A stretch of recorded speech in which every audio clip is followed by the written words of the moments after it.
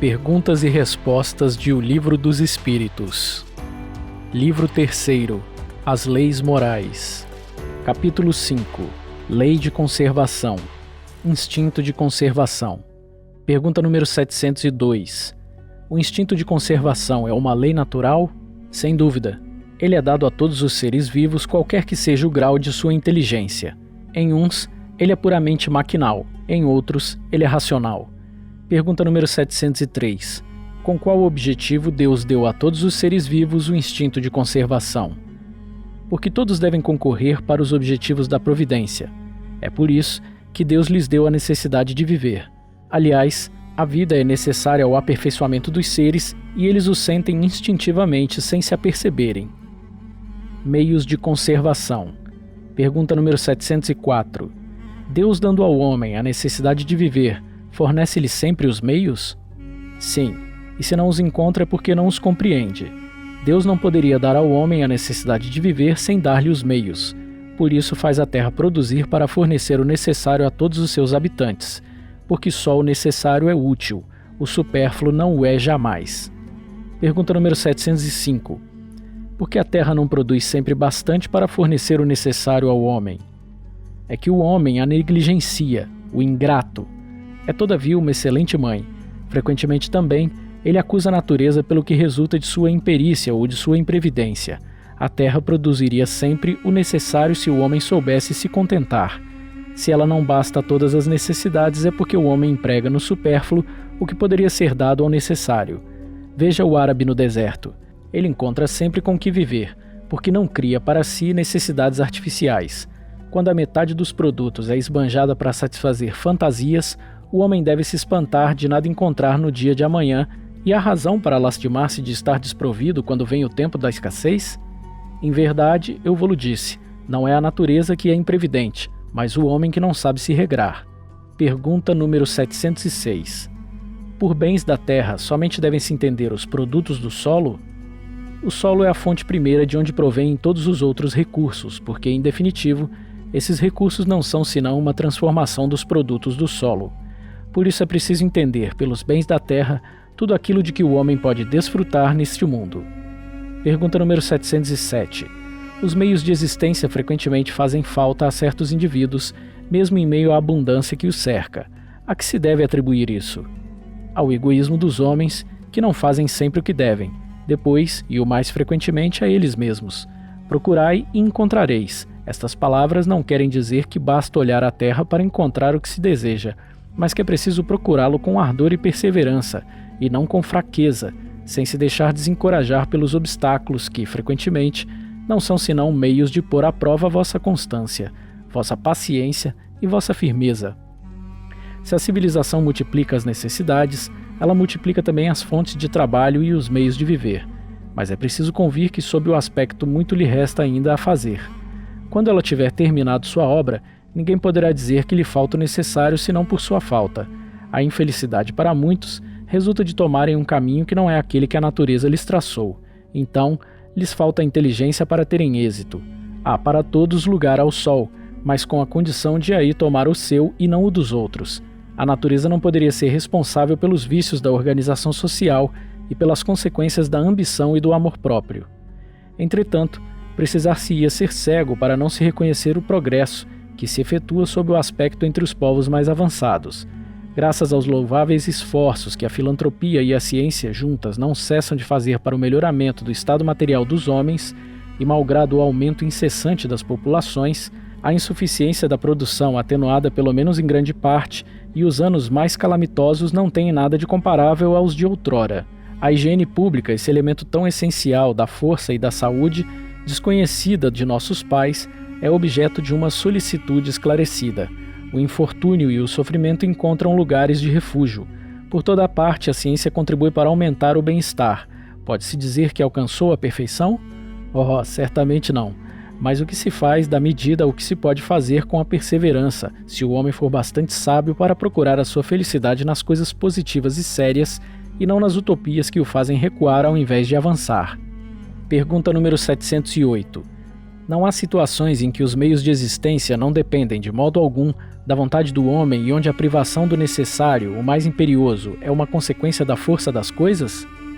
É uma prova, frequentemente cruel, que deve suportar, e a qual ele sabia que estaria exposto. Seu mérito está em sua submissão à vontade de Deus, se sua inteligência não lhe fornece nenhum meio de se livrar dos impeços. Se a morte o deve alcançar, deve submeter-se a ela sem murmurar e pensando que a hora da verdadeira libertação chegou e que o desespero do último momento pode fazê-lo perder o fruto de sua resignação. Pergunta número 709. Os que em certas situações críticas acham-se forçados a sacrificarem seus semelhantes para se nutrirem, cometem um crime? Se há crime, ele é atenuado pela necessidade de viver, que lhes dá o instinto de conservação? Já respondi dizendo que há maior mérito em suportar todas as provas da vida com coragem e abnegação. Há homicídio e crime de lesa natureza, falta que deve ser duplamente punida. Pergunta número 710.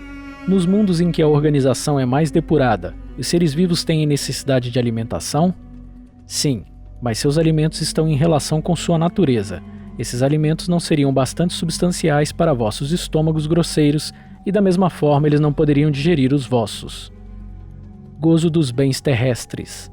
Pergunta número 711. O uso dos bens da terra é um direito para todos os homens? Esse direito é a consequência da necessidade de viver. Deus não pode ter imposto um dever sem haver dado os meios de o satisfazer. Pergunta número 712. Com que objetivo Deus ligou um atrativo aos gozos dos bens materiais? Para excitar o homem ao cumprimento de sua missão e também para prová-lo pela tentação. Qual é o objetivo dessa tentação? Desenvolver sua razão, que deve preservá-lo dos excessos. Se o homem não fosse excitado ao uso dos bens da terra, senão pela sua utilidade, sua indiferença poderia comprometer a harmonia do universo. Deus lhe deu o atrativo do prazer que o solicita ao cumprimento dos objetivos da providência. Mas por esse mesmo atrativo, Deus quis, por outro lado, experimentá-lo pela tentação que o arrasta para o abuso, do qual sua razão deve defendê-lo. Pergunta número 713. Os gozos têm limites traçados pela natureza? Sim, para vos indicar o limite do necessário, mas pelos vossos excessos chegais à saciedade e vos punis vós mesmos. Pergunta número 714. Que pensar do homem que procura nos excessos de todos os gêneros um refinamento de seus prazeres? Pobre natureza que é preciso lastimar e não almejar, porque ele está bem próximo da morte. Da morte física ou da morte moral? De uma e de outra. O homem procura nos excessos de todo gênero um refinamento dos prazeres, coloca-se abaixo do animal porque o animal sabe se deter na satisfação da necessidade. Ele abdica da razão que Deus lhe deu por guia, e quanto maiores seus excessos, mais dá à natureza animal o império sobre sua natureza espiritual. As doenças, as enfermidades, a própria morte, que são as consequências dos abusos e, ao mesmo tempo, são punição à transgressão da lei de Deus. Necessário e supérfluo. Pergunta número 715. Como pode o homem conhecer o limite do necessário? O sábio conhece por intuição, muitos o conhecem por experiência às suas custas. Pergunta número 716. A natureza não traçou o limite das nossas necessidades em nossa organização? Sim, mas o homem é insaciável. A natureza traçou o limite de suas necessidades em sua organização, mas os vícios alteraram sua constituição e ele criou para si necessidades que não são reais. Pergunta número 717. Que pensar daqueles que monopolizam os bens da terra para se obter o supérfluo em prejuízo daqueles a quem falta o necessário? Eles desconhecem a lei de Deus e responderão pelas privações que terão feito experimentar. O limite do necessário e do supérfluo nada tem de absoluto. A civilização criou necessidades que a selvageria não tem, e os espíritos que ditaram esses preceitos não pretendem que um homem civilizado deva viver como selvagem. Tudo é relativo e cabe à razão distinguir cada coisa. A civilização desenvolve o senso moral e, ao mesmo tempo, o sentimento de caridade que leva os homens a se prestarem mútuo apoio. Os que vivem às custas das privações alheias exploram os benefícios da civilização em seu proveito. Não têm da civilização senão o verniz, como há pessoas que não têm da religião senão a máscara. Privações voluntárias, mortificações. Pergunta número 718. A lei de conservação obriga a prover as necessidades do corpo? Sim, sem a força e a saúde o trabalho é impossível. Pergunta número 719. É repreensível ao homem procurar o bem-estar? O bem-estar é um desejo natural. Deus não proíbe senão o abuso, porque o abuso é contrário à conservação. Ele não incrimina a procura do bem-estar, se esse bem-estar não é adquirido às custas de ninguém e se não deve enfraquecer nem vossas forças morais, nem vossas forças físicas. Pergunta número 720. As privações voluntárias, em vista de uma expiação igualmente voluntária, têm algum mérito aos olhos de Deus? Fazei o bem aos outros e merecereis mais.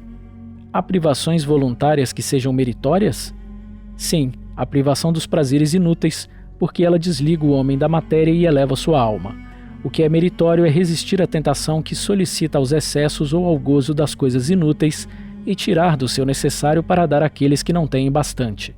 Se a privação não é mais do que um vão simulacro, ela é uma zombaria.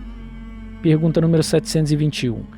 A vida de mortificação ascética foi praticada em toda a antiguidade e entre diferentes povos. Ela é meritória sob um ponto de vista qualquer? Perguntai a quem ela serve e tereis a resposta. Se não serve senão àquele que a pratica e o impede de fazer o bem, é do egoísmo, qualquer que seja o pretexto com o qual se disfarce. Privar-se e trabalhar para os outros é a verdadeira mortificação, segundo a caridade cristã. Pergunta número 722.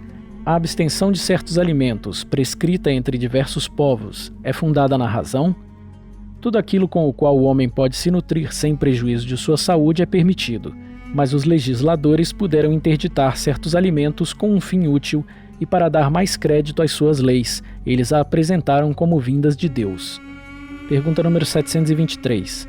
A alimentação animal entre os homens é contrária à lei natural? Na vossa constituição física, a carne nutre a carne, de outra maneira o homem enfraquece. A lei de conservação dá ao homem um dever de entreter suas forças e sua saúde para cumprir a lei do trabalho. Ele deve, pois, alimentar-se segundo o exige a sua organização. Pergunta número 724. A abstenção de alimento animal ou outro, como expiação, é meritória? Sim, se priva pelos outros. Mas Deus não pode ver uma modificação quando não há nela privação séria e útil. Por isso dissemos que aqueles que se privam só na aparência são hipócritas. Pergunta número 725. Que pensar das mutilações operadas sobre o corpo do homem ou dos animais? Para que semelhante questão? Perguntai, portanto, ainda uma vez se uma coisa é útil. O que é inútil não pode ser agradável a Deus, e o que é nocivo lhe é sempre desagradável, porque sabei bem, Deus não é sensível senão aos sentimentos que elevam a alma até ele. É praticando sua lei, em vez de estar violando-a, que podereis sacudir vossa matéria terrestre. Pergunta número 726. Se os sofrimentos deste mundo nos elevam pela maneira que os suportamos, elevam-nos também aqueles que criamos voluntariamente? Os únicos sofrimentos que elevam são os sofrimentos naturais, porque eles vêm de Deus. Os sofrimentos voluntários não servem para nada quando eles nada fazem para o bem de outrem. Crês que aqueles que abreviam sua vida nos rigores sobre-humanos, como fazem os bonzos, os faquires e certos fanáticos de várias seitas, avançam em seu caminho? Por que antes não trabalham para o bem de seus semelhantes? Que eles vistam o indigente, consolem o que chora, trabalhem por aquele que está enfermo, sofram privações para o alívio dos infelizes, então sua vida será útil e agradável a Deus. Quando nos sofrimentos voluntários que padecem não têm em vista senão a si mesmos, é de egoísmo. Quando sofrem pelos outros, é de caridade. Tais são os preceitos do Cristo. Pergunta número 727. Se não se devem criar sofrimentos voluntários que não têm nenhuma utilidade para outrem, devemos procurar nos preservar daqueles que prevemos ou que nos ameaçam? O instinto de conservação foi dado a todos os seres contra os perigos e os sofrimentos. Fustigai vossos espíritos e não vosso corpo. Mortificai vosso orgulho, sufocai vosso egoísmo semelhante a uma serpente que vos tortura o coração, e fareis mais pelo vosso adiantamento que pelos rigores que não são mais deste século.